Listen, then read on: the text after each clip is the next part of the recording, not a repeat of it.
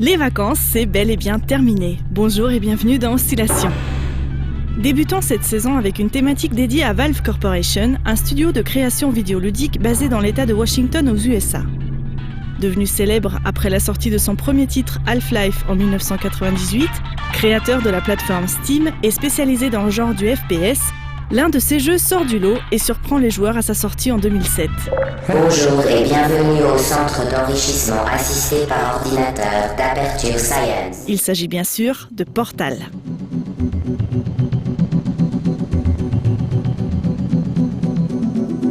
Nous n'allons pas parler aujourd'hui de la célèbre chanson de fin Still Alive, mais plutôt nous concentrer sur la véritable bande originale de Portal.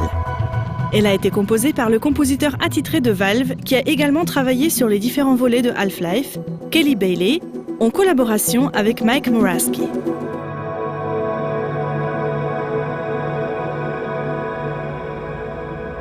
Il s'agit majoritairement d'une musique d'ambiance planante qui souligne la désolation du jeu et qui ne semble guère être soumise à une quelconque structure ou règle théorique.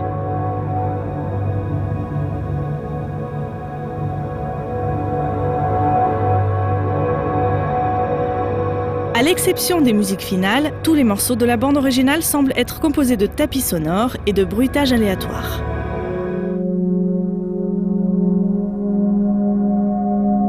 Alors, vous me connaissez bien, si je vous dis ça, c'est que je m'apprête à vous prouver qu'il y a bel et bien une loi qui régit cette musique.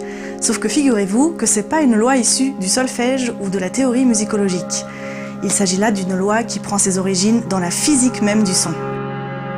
Notez comment les compositeurs exploitent un phénomène précis dans tous les morceaux de la BO.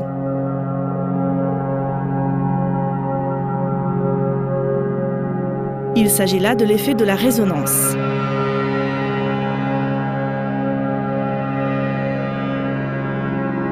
Les sons semblent résonner dans l'espace, ce qui, sans aucun doute, représente le vide aseptisé des salles d'un Portal.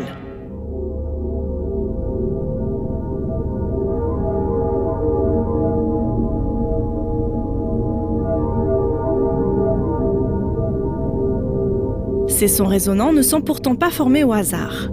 Ils suivent la loi des harmoniques. Une petite explication s'impose.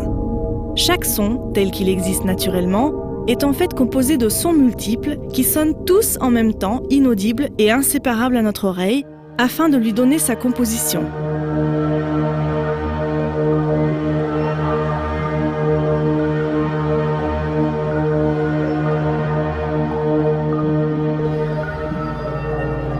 Ces sons multiples, en quelque sorte les briques Lego de chaque son que nous entendons, s'appellent harmoniques.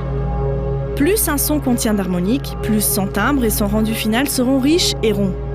Le timbre et la sonorité de chaque son musical sont ainsi régis par le nombre et le type des harmoniques qu'il contient. Ces sons multiples, inaudibles à notre oreille, sont construits sur une structure bien définie d'intervalles, allant de l'octave à la quinte, puis à la quarte, la tierce, la seconde, et ainsi de suite, avec des intervalles de plus en plus rapprochés.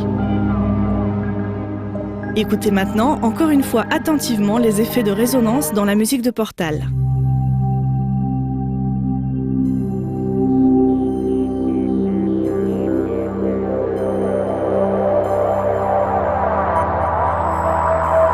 Les notes et intervalles de la résonance ne sont guère choisis au hasard. Vous l'avez deviné, les compositeurs font ici évoluer leur tapis sonore en suivant la loi des harmoniques.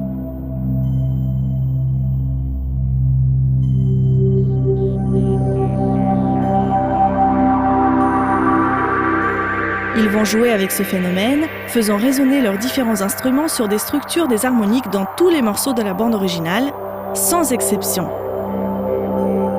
Notez toutefois que l'utilisation d'harmoniques fait partie intégrante du style de Kelly Bailey. On peut notamment aussi les trouver dans certains morceaux des bandes originales de Half-Life.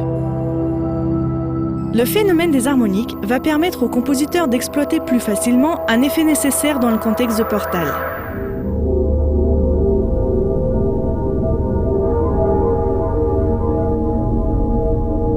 À travers des dissonances et des taches sonores savamment placées, ils vont casser la brillance harmonieuse des résonances, créant ainsi un malaise musical profondément dérangeant, soulignant merveilleusement bien l'atmosphère générale du jeu.